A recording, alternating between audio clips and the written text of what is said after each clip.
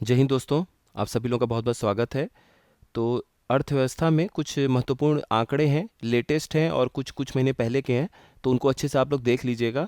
और ये पीडीएफ आपको सिर्फ इस एग्ज़ाम के लिए नहीं, आगे भी आने वाले जो कुछ महीनों में बड़े एग्ज़ाम होंगे वहाँ भी आप लोगों को इससे फ़ायदा होगा।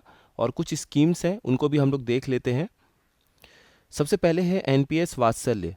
देखिए, नेशनल पेंशन स्कीम के तहत जो एनपीएस अकाउंट खोले जाते हैं उसमें ही गवर्नमेंट ने एक बदलाव करते हुए एक एनपीएस वात्सल्य के नाम से भी एक नई चीज़ की शुरुआत की है। इसके तहत क्या है कि 18 साल से कम उम्र के जो माइनर चिल्ड्रेन हैं, जिन्हें हम लोग नाबालिग बच्चे कहते हैं, तो नाबालिग बच्चों के लिए 18 साल से कम जिनकी उम्र है उनके लिए एनपीएस वात्सल्य का अकाउंट खोला जा सकता है। और एक बार वो 18 साल के हो गए तो जैसे एनपीएस अकाउंट काम करता है उतना उस हिसाब से फिर वो आगे बढ़ेगा। अगर हम लोग बात करें कि इसमें इस खाते में कितने पैसे आप जमा कर सकते हैं, तो इसमें बोला गया है कि कम से कम 1,000 रुपया साल का आपको जमा करना पड़ेगा। और अधिक से अधिक आप अपने हिसाब से कितना भी पैसा जमा कर सकते हैं, उसकी कोई सीमा निर्धारित नहीं की गई है। कभी कभी सवाल ये आता है कि कौन से बजट में ये स्कीम या कोई भी पहल होती है, इनिशिएटिव होता है, तो उसको किस बजट में अनाउंस किया गया है, किस बजट में घोषित किया गया है, इस तरह का भी सवाल आता है। तो आप लोग याद रखिएगा, इसी साल का जो बजट था 2024-25 का यूनियन बजट, जो कि 23 जुलाई 2024 को पेश किया गया था, उसी समय इसकी घोषणा की गई थी कि एनपीएस वात्सल्य जैसा कोई पहल हम लोग लेकर आ रहे हैं। तो ये ध्यान रखिएगा इसको। देखिए, 5 साल अभी हाल फिलहाल में पूरे हुए हैं प्रधानमंत्री किसान मान धन योजना का। तो ये जो 5 सफल वर्ष हैं, आपको ये बस ध्यान रखिए, 2019 में 12 सितंबर के दिन प्रधानमंत्री के द्वारा इसे शुरू किया गया था, प्रधानमंत्री किसान मान धन योजना। इसमें इसका कुल मिला के लक्ष्य क्या था कि जो भी स्मॉल और मार्जिनल फार्मर्स हैं, जिन्हें हम लोग कहते हैं छोटे और सीमांत किसान, तो इन्हें जो है रिटायरमेंट के बाद, क्योंकि इनके लिए कोई फिक्स वो नहीं है कि 60 साल में रिटायर्ड हो जाएंगे तो इनको कुछ पैसे आते रहेंगे। तो जो छोटे और सीमांत किसान हैं, जब ये रिटायर्ड हो, मतलब ये जब इनकी उम्र 60 साल या उसके ऊपर होने लगेगी, तो कम से कम 3,000 रुपये एक फिक्स इनकम इनके पास हर महीने आता रहे, उसी को ध्यान में रखते हुए ये इस योजना की शुरुआत की गई थी। और इसमें उनको अपनी तरफ से कुछ ना कुछ योगदान देना है। कितना योगदान देना है? तो देखिए, 18 साल से ऊपर और 40 साल के बीच के जो किसान हैं, छोटे और लघु और सीमांत किसान, स्मॉल और मार्जिनल फार्मर्स, वो लोगों की उम्र अगर 18 से ऊपर और 40 तक है, तो वो अपने हिसाब से 55 रुपये से लेके 200 रुपये तक हर महीने अपना योगदान दे सकते हैं। और जैसे ही उनकी उम्र 60 के ऊपर हो जाएगी तो 3,000 रुपये का निश्चित उनको मासिक पेंशन के रूप में पैसे प्रदान किए जाएंगे। यही कुल मिलाकर ये स्कीम के बारे में हमें जानना था। आप कमेंट बॉक्स में ये ज़रूर बताइएगा कि स्मॉल और मार्जिनल फार्मर्स यानी कि लघु और सीमांत किसान के बारे में जो हम लोग बात कर रहे हैं, जिनके लिए स्कीम लाई गई है, तो उनका डिफिनीशन क्या है, कितने हेक्टेयर तक का, कितने एकड़ तक का अगर उनके पास खेत होता है तो वो स्मॉल और मार्जिनल फार्मर के श्रेणी में आते हैं। कमेंट बॉक्स में ज़रूर बताइएगा। जिनका सबसे अच्छा एक्सप्लेनेशन होगा उनको पिन कर दिया जाएगा, आप लोग फिर वहाँ से भी चीज़ें देख लेंगे। साथ में सीखते रहेंगे तो काफ़ी कुछ जानने को मिलता है। उसके बाद एक और महत्वपूर्ण योजना है जो इसी वर्ष प्रधानमंत्री ने इसकी घोषणा की थी। तो उन्होंने घोषित घोषित किया था प्रधानमंत्री सूर्योदय योजना। अब देखिए, प्रधानमंत्री सूर्योदय योजना, ये 22 जनवरी को इसकी घोषणा प्रधानमंत्री जी ने की थी। 22 जनवरी को जब राम मंदिर का उद्घाटन हुआ था, उसी दिन शाम के समय में, मतलब दिन पूरा बीतने के बाद, इस योजना की बात की गई थी। इस योजना का नाम बाद में बदलकर 15 फरवरी को 2024 को इसका नाम बदलकर प्रधानमंत्री सूर्य घर मुफ्त बिजली योजना के नाम से कर दिया गया। तो अब ये जो प्रधानमंत्री सूर्योदय योजना, जो जनवरी के शुरुआत में हम जान रहे थे नाम इसका, अब इसका रियल नाम हो चुका है प्रधानमंत्री सूर्य घर मुफ्त बिजली योजना। देखिए, इसके तहत सिंपल सा लॉजिक है, क्या किया जा रहा है। आपका घर है, ठीक है, तो इसमें टारगेट ये रखा गया है कि घरों के छत पर सोलर प्लेट लगाया जाए। 1 किलोवाट, 2 से 3 किलोवाट, मैक्सिमम 3 किलोवाट तक का सोलर प्लेट आपके छत पे लगाया जाए। और ऐसे भारत में कुल 1 करोड़ ऐसे घर होने चाहिए जिनके रूफ टॉप पे, यानी कि उनके छतों पर सोलर पैनल लगाए जाएंगे। और ये 1 करोड़ जो घरों के ऊपर सोलर पैनल लगाए जाएंगे, ये कौन से वर्ष तक लगाए जाएंगे? तो इनका टारगेट है गवर्नमेंट का कि मार्च 2027 तक हमारे भारत में 1 करोड़ घर ऐसे होने चाहिए जिनके छतों पर हमें सोलर प्लेट दिखेगा। उसके हिसाब से अलग अलग सब्सिडी योजना है। तो यहाँ पर वही लिखा हुआ है कि इस योजना के तहत 2 किलोवाट क्षमता तक के जो भी सौर इकाई है, सोलर यूनिट है, उस पर 60% तक का आपको सब्सिडी दिया जाएगा। तो यानी जितना भी उसका खर्चा होगा 60% सरकार उठा लेगी। अगर आप उससे ज़्यादा 2 से 3 किलोवाट क्षमता का लेते हैं सिस्टम, तो उसके लिए अतिरिक्त फिर वही 40% सब्सिडी प्रदान की जाएगी। तो पहले 1 वाट तक 60% दे दिए, उसके बाद अगर आप 2 से 3 किलोवाट ले रहे हैं तो फिर आपको 40% तक का उसमें सब्सिडी दिया जाएगा। सब्सिडी को अधिकतर 3 किलोवाट तक की क्षमता तक सीमित किया गया है। 3 किलोवाट तक आपको मिलेगा। उसके 3 किलोवाट के ऊपर अगर आप लेना चाहते हैं तो पहले 3 किलोवाट तक तो सब्सिडी मिलेगा, उसके बाद आपको अपना पूरा पैसा देना पड़ेगा। तो यही कुल मिलाकर है, उसमें दिया गया कि कितने कितने रुपए तक की आपकी सेविंग होगी, इसको आप लोग पढ़ लीजिएगा। बेसिक क्या है वो हम लोग समझ चुके हैं। अब देखिए कुछ महत्वपूर्ण फसलों के लिए एमएसपी यानी कि मिनिमम सपोर्ट प्राइस की जो घोषणा की गई है उसको हमें देखना ज़रूरी है। ये आपके आने वाले टाइम पे कुछ महीनों बाद आरओ के लिए भी इम्पोर्टेंट होगा और पीसीएस की में भी पूछा जा सकता है।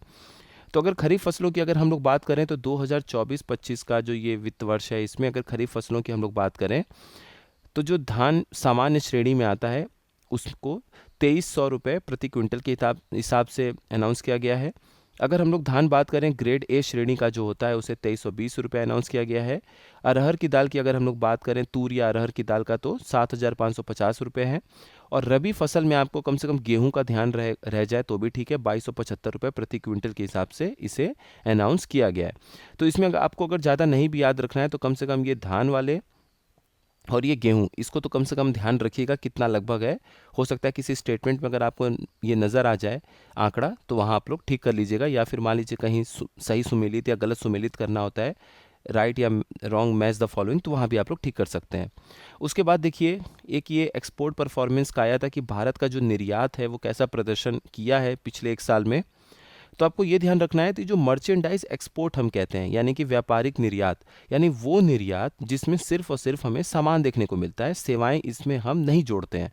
जैसे आपने कार को निर्यात कर दिया, कोई सामान भेज दिया, बाइक भेज दिया, कोई खाने पीने की चीज़ भेज दी, तो ये सामान की श्रेणी में आता है। तो मर्चेंडाइज एक्सपोर्ट या फिर व्यापारिक निर्यात हम इसे बोलते हैं। उसमें हमें 3% तक गिरावट, मामूली गिरावट देखी गई है, उसमें मामूली गिरावट दर्ज की गई है। और ये कुल मिलाकर हम 437 बिलियन डॉलर के आसपास, 437 अरब डॉलर तक हमने निर्यात किया है 2023-24 में। और जहाँ तक बात है सेवाओं के निर्यात का, सर्विस एक्सपोर्ट का, तो वो बढ़ा है और वो बढ़कर 341 बिलियन डॉलर के आसपास हो गया है। अलग अलग थोड़े से आंकड़े ध्यान रखिएगा, एक साथ पूछ देगा तो जोड़ लीजिएगा, तो लगभग आपका 776 से 78 के आसपास बिलियन डॉलर, यानी 776 से 778 बिलियन अरब डॉलर के आसपास का निर्यात सेवाओं में, और जितने भी सामान है व्यापारिक निर्यात, मर्चेंडाइज एक्सपोर्ट जिसे हम कहते हैं, उनको मिलाकर इतने के आसपास का हम निर्यात देख रहे हैं।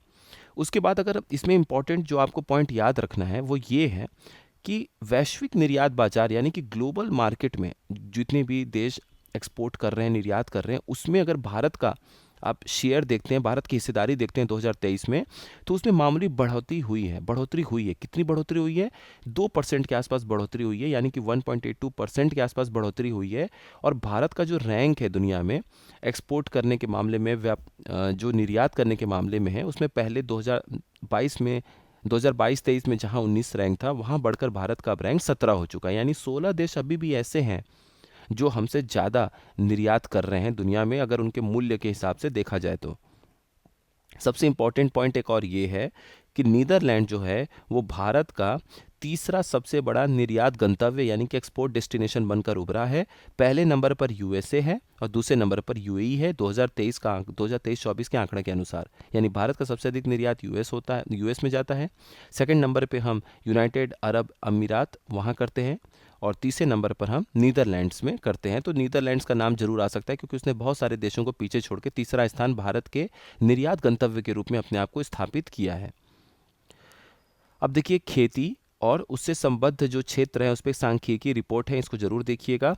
इसके हिसाब से अगर आपसे ये कहा जाए जो कृषि और उससे जुड़े हुए संबद्ध क्षेत्र हैं, एग्रीकल्चर एंड एलाइड सेक्टर्स, उनका भारत की अर्थव्यवस्था में कितनी हिस्सेदारी है, तो लगभग 2022-23 में अगर देखा गया है तो 18.2% जो अपनी कुल जीडीपी का हिस्सा है वो खेती की वजह से आ रहा है, या उससे खेती से जुड़े हुए जो क्षेत्र हैं उनकी वजह से हमें देखने को मिल रहा है। जहाँ तक बात करें हम अनाज का, तो यूपी में अगर 2011-12 से आप देखेंगे तो यूपी में अनाज का सबसे बड़ा उत्पादन दर्ज किया गया है। ठीक है, यानी अनाज में सबसे अधिक अनाज कौन से राज्य में पैदा हो रहा है, तो 2011-12 से लगातार उत्तर प्रदेश इसमें नंबर 1 बना हुआ है। जहाँ तक बात हम कर रहे हैं फलों और सब्जियों के मामले में, 2022-23 का आंकड़ा है हमारे पास, तो उसमें पश्चिम बंगाल टॉप किया है। और दाल के ऊपर अगर हम लोग बात करें तो सबसे अधिक दाल आपको मध्य प्रदेश में देखने को मिलेगा। 2022-23 का लेटेस्ट आंकड़ा ये पेश किए हैं।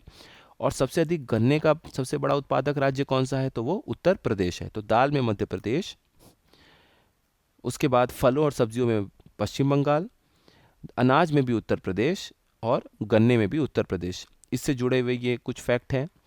अब उसके बाद कुछ बेसिक हम फैक्ट जान लेते हैं पशुपालन से संबंधित। तो इसमें इन्होंने मीट, अंडे, ऊन, इन सब के बारे में और दूध के बारे में बताया है, आंकड़ा पेश किया है। टॉप 3 राज्य जहां सबसे अधिक दूध का उत्पादन हमें देखने को मिला है, उसमें उत्तर प्रदेश अपना नंबर 1 है। फर्स्ट पे उत्तर प्रदेश है। कुल दूध उत्पादन जो अपने देश में होता है उसका 16.5% हिस्सा अपने उत्तर प्रदेश में इसका उत्पादन होता है। दूसरे नंबर पर राजस्थान है और तीसरे नंबर पर मध्य प्रदेश है। जहाँ तक बात करें अंडों की, क्योंकि दूध का एक आंकड़ा पेश किया गया है, एक अंडे का पेश किया गया है, तो अंडे में सबसे बड़ा उत्पादक जो राज्य है वो आंध्र प्रदेश है। और मीट के ऊपर अगर हम लोग बात करें, मांस के उत्पादन में, तो फर्स्ट नंबर पे वेस्ट बंगाल है, दूसरे पे उत्तर प्रदेश है। और वूल की बात करें अगर, तो वूल में भी आप लोगों को कौन देखने को मिलेगा, इसमें देखने को मिलेगा पहले पे राजस्थान, दूसरे पे जम्मू एंड कश्मीर। और ये एक चीज़ और आपको ध्यान रखना है कि भारत जो है पूरी दुनिया में दूध का तो सबसे बड़ा उत्पादक देश है, इसमें कोई डाउट नहीं है। भारत विश्व स्तर पर दूध उत्पादन में अग्रणी है, जबकि अंडा के उत्पादन में हम दूसरे स्थान पर हैं। पीआईबी में ये सब लिखा हुआ था आंकड़ा, तो इसलिए हमें जानना ज़रूरी था। तो ये आप आंकड़े अच्छे से देख लीजिएगा, जो 2-3 स्कीम्स हैं इनको भी पढ़ लीजिएगा। मिलते हैं फिर नेक्स्ट इन्फॉर्मेटिव वीडियो में। आप लोग रिवीजन करते रहिए। आप सभी लोगों का बहुत बहुत धन्यवाद।